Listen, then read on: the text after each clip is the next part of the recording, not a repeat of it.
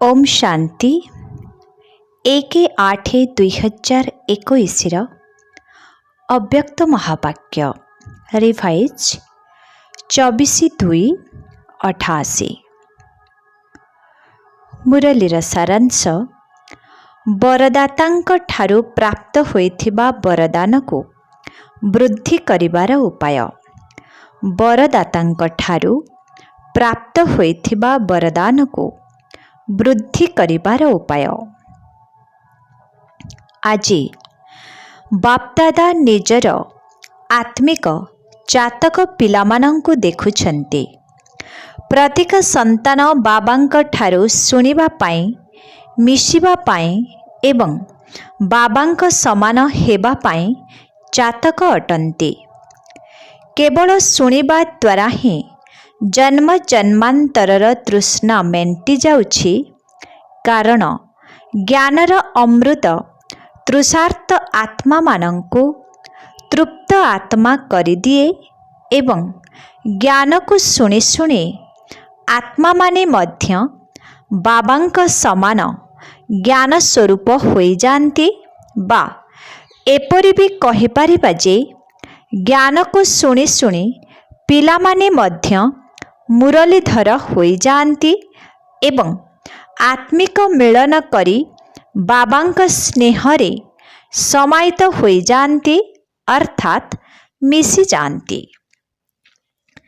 मिलन करू करू लवलीन स्थिति बा मग्न स्थिति को आसी जांती। मिलन करिबा सहित एकमात्र बाबा अन्य केही नुहे एही भली अनुभूति रे मज्जी जांती तथा निर्विघ्न होई बाबांकर संगर रंगरे लाल होई जांती। जेतेबेले मग्न होई जांती बा स्नेहरे लवलीन होई जांती, सेतेबेले केउ आशा रखि थांती? बाबांक समान हेबार आशा। बाबांकर प्रत्येक कर्म रूपी पाद उपरे पाद रखी चालिबार आशा, अर्थात बाबांक समान हेबार आशा बा इच्छा उत्पन्न होई थाए।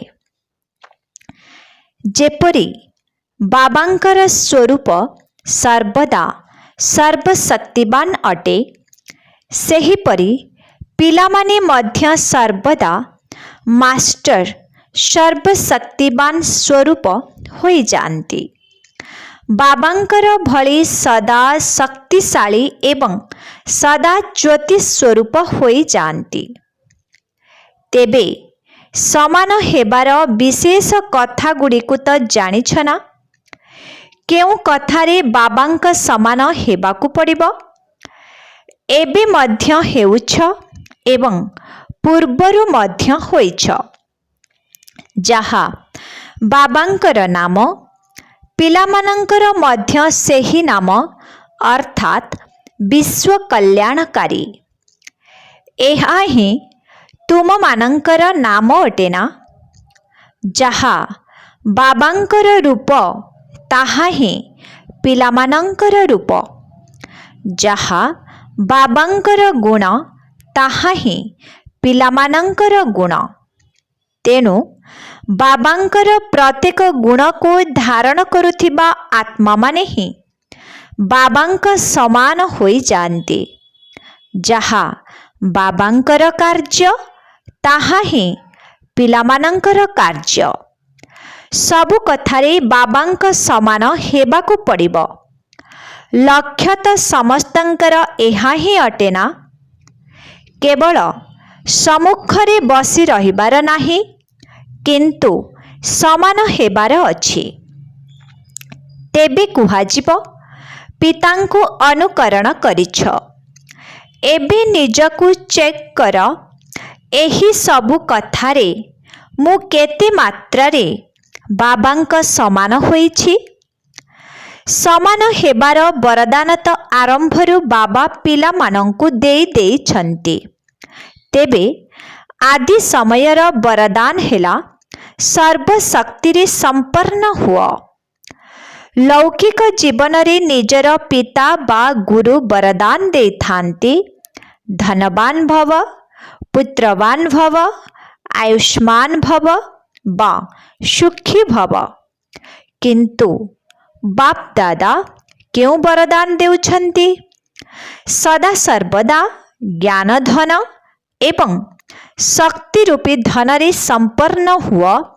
एहा ही हेउछि ब्राह्मण जीवनर प्रकृत संपत्ति। जेबे ठारू ब्राह्मण जन्म नेइछ सेबे ठारू संगम जुगर स्थापना कार्य रे अंतिम समय पर्यंत ब्राह्मण जीवन रे बंची रहिबा अर्थात आयुष्मान भवर वरदान प्राप्त करिबा।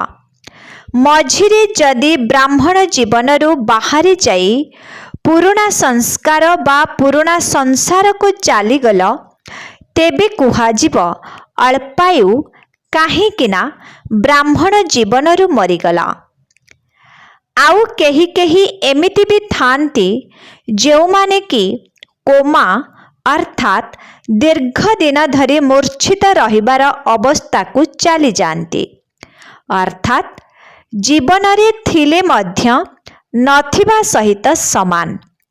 तेबे सेमाने केबे केबे जाग्रत मध्य होई जाती, किंतु सेभली बंचिबा मध्य मरिबा सहित समान।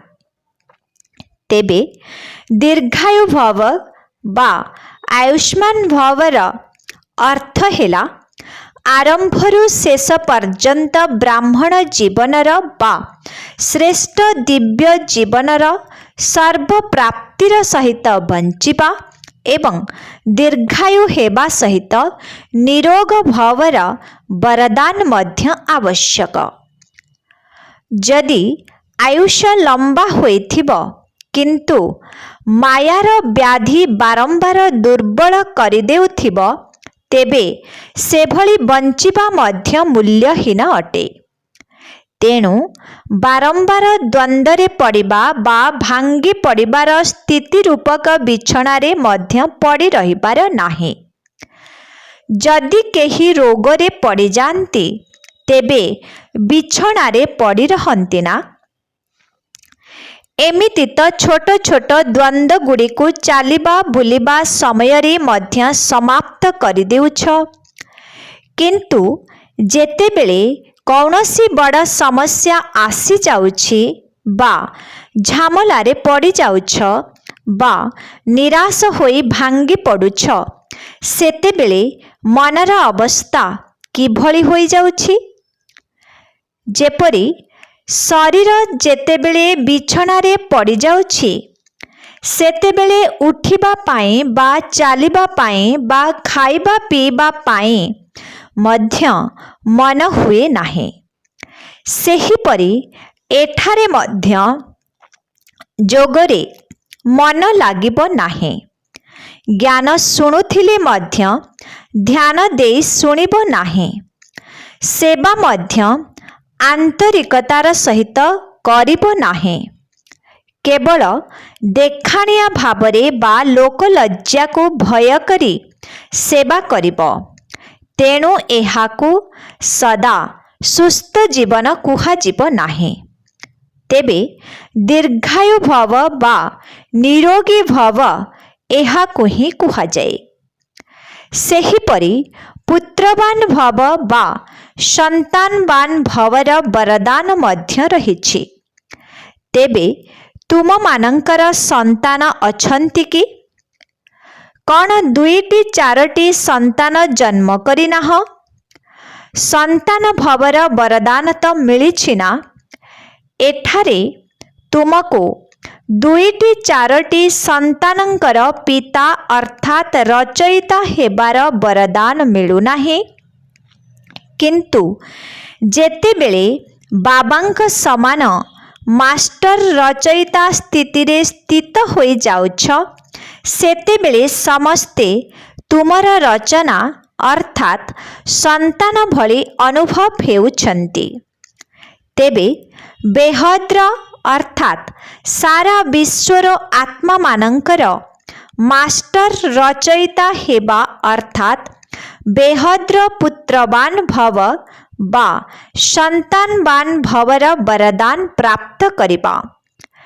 एभली हद्र भावना अर्थात संकुचित भावना न रहु जे मु जेउ 2-4टी जिज्ञासु को बाहर करिछि केवल सेही माने ही मोर रचना अटंती। ना, मास्टर रचयितार स्थिति बेहद्र स्थिति को कहा जाए।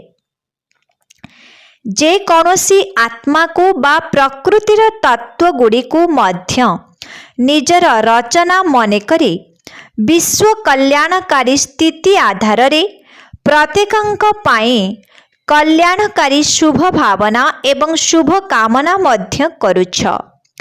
काहेकिना रचना मानंकर प्रति रचयितार भावना एही भली ही रही थाए। तेणु जेतेबेले एही भली बेहद्र मास्टर रचयिता होई जिवो सेतेबेले अन्य कौनसी भी हद्र आकर्षण तुमको आकर्षित करि पारिबो नाही। तेणु निजको सर्वदा केउ स्थान रे अनुभव करिबो। जेपरी कौनसी वृक्षर रचयिता अर्थात बीज वृक्षर शेष अवस्थारे फल रूपरे ऊपर को आसी थाए, सेहीपरि बेहद्र मास्टर रचयिता आत्मा माने सर्वदा निजको एही कल्प वृक्षर सर्वोच्च स्थान रे स्थित रहिबार अनुभव करिबे। बाबांक साथीरे वृक्षर ऊर्ध्वरे रही मास्टर बीजरूप होई सर्वशक्तिर सर्वगुणर शुभ भावना शुभ कामनार स्नेहर तथा सहयोगर किरण विच्छुरित करिबे। जेपरी सूर्य उच्च स्थान रे रहिथिबा कारणरू सारा विश्वरे तार किरण स्वतः भावरे विच्छुरित होई जाउछि, सेहीपरि तुमे माने कौन मास्टर रचयिता बा मास्टर बीजरूप होई सारा वृक्ष को किरण बा पानी दे पारिबो नाही। एबे विचार कर, तुम मानंकर संतान केते होई गले? सारा विश्व तुम मानंकर रचना होई गला ना। तेणु मास्टर रचयिता हुआ एहा को ही कुहा जाए पुत्रवान भव। एबे विचार कर तुमको केते वरदान मिलिछि। एहा को ही कुहा जाए पितांक समान हेबा। जन्म ठारू ही एही समस्त वरदान बाबा प्रत्येक ब्राह्मण आत्मा को देई देइछन्ति। तेबे एही वरदान सबु मिली जाइछि ना? तेबे एही वरदान सबु मिली जाइछि ना? एबे मिलिबो। जेतेबेले काहाको कौनसी वरदान मिली थाए सेतेबेले ताको कार्य लगाइबार विधि मध्य सुनाई दिया जाई थाए। जदि सेही विधि को कार्य न लगांती तेबे वरदानर लाभ मध्य पाई पारंती नाही। तेबे वरदान गुड़िक तो तुम समस्तंको मिली जाइछि, किंतु सेही वरदान गुड़िको विधि पूर्वक कार्य लगाई वृद्धि को प्राप्त करिबार सबुठारु सहज एवं श्रेष्ठ विधि हेला जेपरी समय अनुसारे वरदान स्मृति रे आसीबा दरकार, जहा द्वारा तुमे माने समर्थ हेबा सहित सिद्धि स्वरूप मध्य होई जिवो। तेणु जेते जेते वरदान को कार्य रे लगाई चालिबो सेते सेते ताहा वृद्धि प्राप्त हेबाकु लागिबो, अर्थात सर्वदा वरदानर फल अनुभव हेबाकु लागिबो।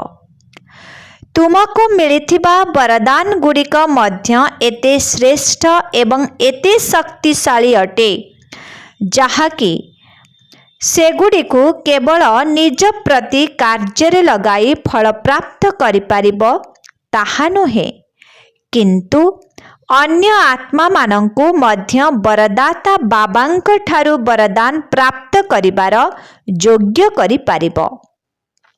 ତେବେ ସଙ୍ଗମ ଯୁଗରେ ଏହି ବରଦାନ ଗୁଡ଼ିକ 21 ଜନ୍ମ ପର୍ଯ୍ୟନ୍ତ ଭିନ୍ନ ଭିନ୍ନ ରୂପରେ ସାଥିରେ ରହିବ। ବର୍ତ୍ତମାନ ସମୟରେ ସଙ୍ଗମ ଯୁଗରେ ବରଦାନର ରୂପ ମଧ୍ୟ ଅଲଗା, କିନ୍ତୁ ଏହି ବରଦାନ ଗୁଡ଼ିକ 21 ଜନ୍ମ ପର୍ଯ୍ୟନ୍ତ ଜୀବନ ହିସାବରେ ମଧ୍ୟ କାର୍ଯ୍ୟରେ ଲାଗିବ। ତେବେ ବରଦାତାଙ୍କୁ ଏବଂ ତାଙ୍କର ବରଦାନକୁ ପ୍ରାପ୍ତ କରିବାର ସମୟ କେବଳ ବର୍ତ୍ତମାନ ହିଁ ଅଟେ। ତେଣୁ ଏହାକୁ ଚେକ୍ କର ଯେ ମିଳିଥିବା ସମୟ ବରଦାନ ଗୁଡ଼ିକୁ କାର୍ଯ୍ୟରେ ଲଗାଇ ସହଜରେ ଆଗକୁ ବଢ଼ୁଛି ତ? ଏହା ମଧ୍ୟ ବରଦାନର ବିଶେଷତା, ଯାହାକି ବରଦାନୀ ଆତ୍ମାକୁ କେବେ ବି ମେହନତ କରିବା ପାଇଁ ପଡ଼ିନଥାଏ। ଯେତେବେଳେ ଭକ୍ତ ଆତ୍ମାମାନେ ମେହନତ କରି କରି ଥକି ଯାଉଛନ୍ତି, ସେତେବେଳେ ଈଶ୍ୱରଙ୍କ ନିକଟରେ ବରଦାନ ହିଁ ଭିକ୍ଷା କରୁଛନ୍ତି। ତୁମ ନିକଟକୁ ମଧ୍ୟ ଯେତେବେଳେ ଲୋକମାନେ ଆସୁଛନ୍ତି ଏବଂ ଯୋଗ କରିବାର ମେହନତ କରିବାକୁ ଚାହୁଁନାହାନ୍ତି, ସେତେବେଳେ କ'ଣ କହୁଛନ୍ତି? କେବଳ ମୋତେ ଟିକିଏ ବରଦାନ ଦେଇଦିଅ, ମୁଣ୍ଡ ଉପରେ ଟିକିଏ ହାତ ରଖିଦିଅ। କାହିଁକି ନା ତୁମେ ବ୍ରାହ୍ମଣ ପିଲାମାନଙ୍କ ମୁଣ୍ଡ ଉପରେ ସଦା ସର୍ବଦା ବରଦାତା ବାବାଙ୍କର ହାତ ରହିଛି ଏବଂ ବାବାଙ୍କର ଶ୍ରେଷ୍ଠ ମତ ଅର୍ଥାତ୍ ଶ୍ରୀମତ ହିଁ ହାତ ଅଟେ। ସ୍ଥୂଳ ହାତ ତ 24 ଘଣ୍ଟା ରହିପାରିବ ନାହିଁ। ବାବାଙ୍କର ଶ୍ରେଷ୍ଠ ମତ ରୂପକ ବରଦାନର ହାତ ହିଁ ସର୍ବଦା ପିଲାମାନଙ୍କ ଉପରେ ରହିଛି। ଅମୃତ ବେଳାଠାରୁ ଆରମ୍ଭ କରି ରାତିରେ ଶୋଇବା ପର୍ଯ୍ୟନ୍ତ ପ୍ରତ୍ୟେକ ନିଶ୍ୱାସ ପାଇଁ, ପ୍ରତ୍ୟେକ ସଂକଳ୍ପ ପାଇଁ, ପ୍ରତ୍ୟେକ କର୍ମ ପାଇଁ ଶ୍ରେଷ୍ଠ ମତ ରୂପୀ ହାତ ନିଶ୍ଚିତ ରହିଛି। ତେଣୁ ଏହି ବରଦାନକୁ ବିଧିପୂର୍ବକ କାର୍ଯ୍ୟରେ ଲଗାଇ ଚାଲ। ତେବେ କେବେ ବି ମେହନତ କରିବା ପାଇଁ ପଡ଼ିବ ନାହିଁ।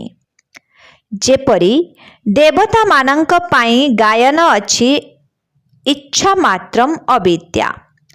ପ୍ରକୃତରେ ଏହା ହେଉଛି ଫରିସ୍ତା ଜୀବନର ବିଶେଷତା। ଦେବତା ଜୀବନରେ ତ ଇଚ୍ଛା କରିବାର ପ୍ରଶ୍ନ ଉଠୁନାହିଁ।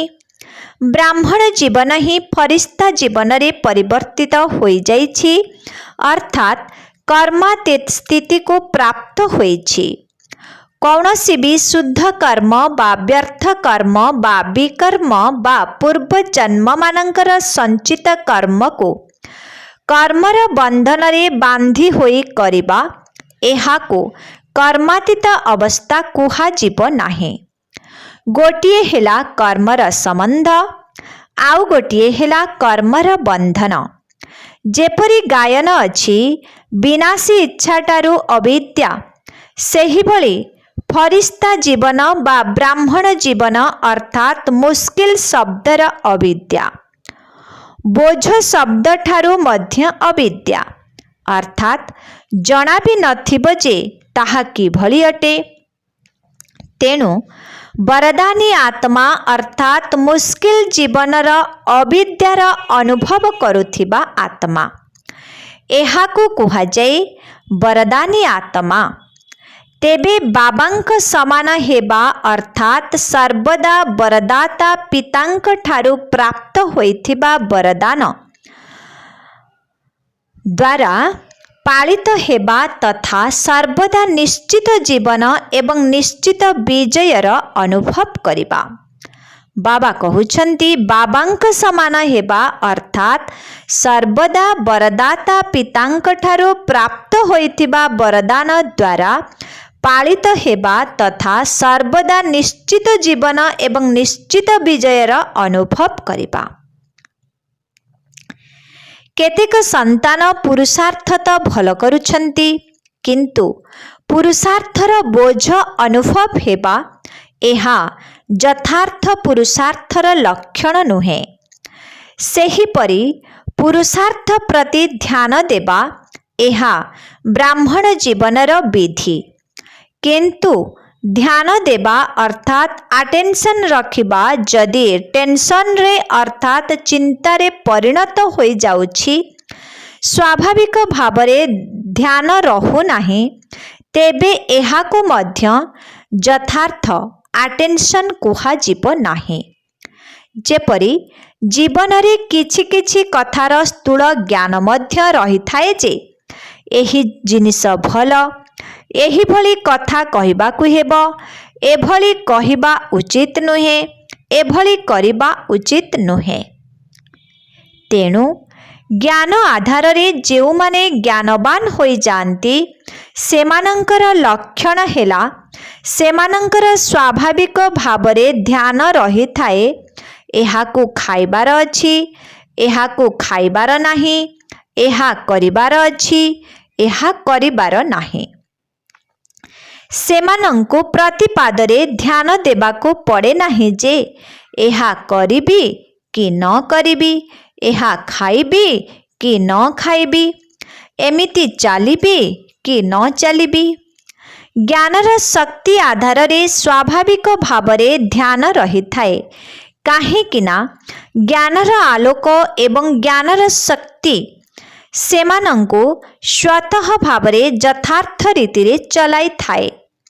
तेणु पुरुषार्थ निश्चित कर, अटेंशन मध्य रख, किंतु टेंशन रूपरे नुहे।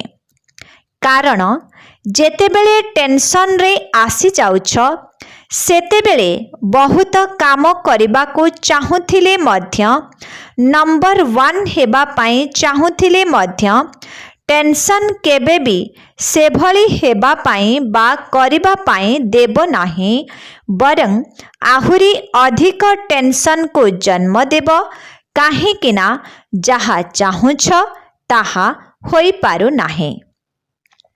तेबे पुरुषार्थ तो समस्ते करुछंती, किंतु केही केही पुरुषार्थ को बहुत अधिक भारी करि देउछंती, आउ केही केही बिल्कुल बेपरुआ होई जाउछंती। भाबुछंती जहा हेबार थिब ताहा आपे आपे होई जिवो, देखिबा कौन हेउछि, किए देखुछि, किए सुनुछि। तेणु ना अधिक भारी होई जिबा भल, ना बेपरुआ हेबा भल। सेथिपाई संतुलन रखिबा आधार रे बाबांकर आशीर्वादर बा वरदानर अनुभव कर। बाबांकर आशीर्वादर हाथ सर्वदा मो उपरे रहिछि, एही अनुभव को सर्वदा स्मृति रे रख। जेपरि भक्त आत्मा माने देवी देवता मानंकर जड़ चित्र को सर्वदा निज सम्मुखरे रखि थांती एवं अनुभव करुथांती जे आशीर्वादर हाथ सर्वदा मो मुंड उपरे रहिछि, सेहीपरि तुमे माने मध्य चालिबा बुलिबा समय रे एही चित्र को सर्वदा स्मृति रे रखि थाओ। बुझिल? पुरुषार्थ तो बहुत करि सारिलणी, एबे वरदान द्वारा पालित हुआ एवं उड़ुथाओ। बाबांको ज्ञानदाता बा विधाता रूपरे अनुभव करिछ, एबे वरदाता रूपरे अनुभव कर। अच्छा, सर्वदा प्रतिपादरे पितांको अनुकरण करुथिबा, सर्वदा निजको वरदाता पितांकर वरदानी श्रेष्ठ आत्मा अनुभव करुथिबा, सर्वदा प्रतिपादको सहजरे अतिक्रम करुथिबा, सर्वदा वरदान गुड़िको समय अनुसारे कार्य लगाउथिबा, एही भली बाबांक समान हेउथिबा श्रेष्ठ आत्मा मानंको बाप दादांकर वरदाता रूपरे याद प्यार एवं नमस्ते। मुख्य मुख्य महारथी भाई मानंक सहित साक्षात। जन्म हेबाठारु आजि पर्यंत केते वरदान मिली सारिलाणी। प्रत्येकंको निज निज हिसाब रे वरदान मिलिछि। तुम मानकर जन्म ही वरदान द्वारा होइछि, नचेत आज एतिकी आगको बढ़ी पारि नथांत। वरदान द्वारा जन्म नेइछ, तेणु आगको बढ़ी चलीछ। तेबे पांडव मानकर कौन कम महिमा कि? जदि प्रत्येकंकर विशेषता को वर्णना कराजिबो तेबे केते कौन होइजिबो। गोटिए गोटिए भागवत होइजिबो। तेबे बाबांक दृष्टि रे तो समस्तंकर विशेषता रहिछि। अन्य किछि देखुथिले मध्य देखु नाहंती किंबा जानुथिले मध्य जानु नाहंती। तेणु विशेषता गुड़िक ही सर्वदा तुम मानंकु आगकु बढ़ाई चलीछि एवं बढ़ाई चलीथिबो मध्य। जेउमाने जन्मरु ही वरदानी आत्मा सेमाने केबे हेले पछकु हटी पारिबे नाही। तेणु तुमे माने सर्वदा उच्चरे उड़ुथिबा वरदानी आत्मा अट। वरदाता पितांकर वरदान तुम मानंकु आगकु बढ़ाई चलीछि। एमिति तो पांडव माने सर्वदा गुप्तरे रही थांती, किंतु बापदादांकर हृदय रे सदा सर्वदा प्रत्यक्ष अटंती। भल भल योजना गुड़िक तो पांडव माने ही तैयारी करि थांती।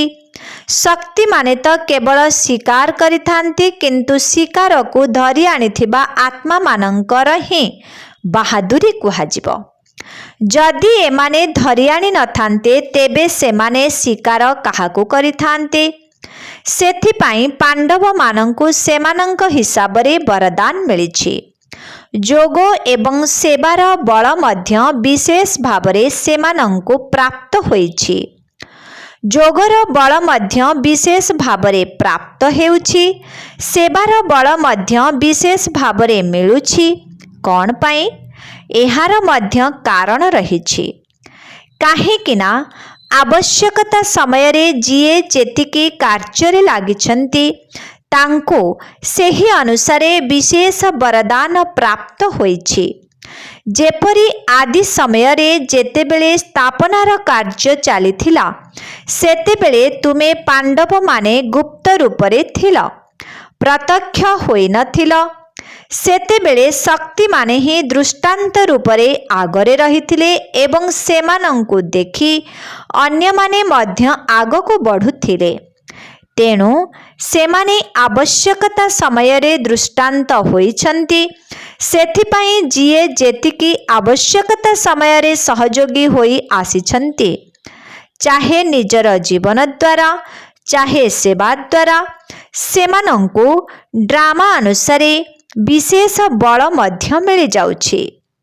सेमानंकर निजस्व पुरुषार्थ तो निश्चित रहिछि, पुणी भी सेमानंकु अतिरिक्त बल मिल जाउछि। अच्छा, सेवा करिबा द्वारा जेतेबेले सर्व आत्मा माने खुशी होई जानती सेथुरे मध्य बहुत बल मिली थाए। तेणु जेउमाने अनुभवी आत्मा सेमानंकर सेवार आवश्यकता रहिछि। काहेकिना जेउमाने साकार रे पालना पाइछंती सेमानंकु देखि सर्वदा बाबा मने पड़ी थांती। केबे भी तुमे दादी माने जदि केउ आड़कु जाउछ सेठारे तुम मानंकु विशेष करी केउ कथा पचारंती? बाबांकर चरित्र विषय रे सुनाओ बा बाबांकर आउ किछि कथा सुनाओ। तेणु एहा तुम मानंकर विशेषता हेला ना। सेथिपाई तुम मानंकु विशेष सेवा करिबार वरदान प्राप्त होइछि। चाहे मंच उपरे छिड़ा होई भाषण न करि पार, किंतु एहा सबुठारु बड़ भाषण। चरित्र सुनाई चरित्रवान हेबार प्रेरणा देबा एहा सबुठारु बड़ सेवा। तेणु सेवा करिबा पाई जीवाको ही पड़िबो एवं सेवार निमित्त मध्य हेबाको ही पड़िबो। अच्छा, आजिर वरदान लौकिक दायित्व को अलौकिक रे परिवर्तन करी स्मृति स्वरूप नष्टमोहा हुओ। नष्टमोहा हेबा पाई केवल निजर स्मृति स्वरूप को परिवर्तन कर। कारण मोह जेतेबेले आसीथाए जेतेबेले एही स्मृति रहिथाए जे मो गृहस्थी अटे, एही घर मोर, एही संबंधी माने मोर, एही सबु लौकिक दायित्व गुड़िकु अलौकिक दायित्व रे परिवर्तन करि दियो। काहेकि ना जदि अलौकिक दायित्व गुड़िकु संपादन करि चलिबो तेबे लौकिक दायित्व गुड़िक आपे आपे पूरण होई जिवो। किंतु जदि अलौकिक दायित्व को भूली केवल लौकिक दायित्व गुड़िक संपादन करने चेष्टा करुछ तेबे जान ताकू आहुरी अधिक बिगाड़ी देउछ। काहेकि ना सही दायित्व बा कर्तव्य मोह रूपक मरज पालटी जाइछि, मोह रूपक मरज पालटी जाइछि। सेथिपाई निजर स्मृति स्वरूप को परिवर्तन करी नष्ट मोहा हुआ। आजिर स्लोगन एपरी तीव्र बेगरे उड़ी चल जहाँकि अनेक प्रकारर कथा रूपक बादल गोटिए सेकेंड रे अतिक्रम होई जिवो। अच्छा, ओम शांति।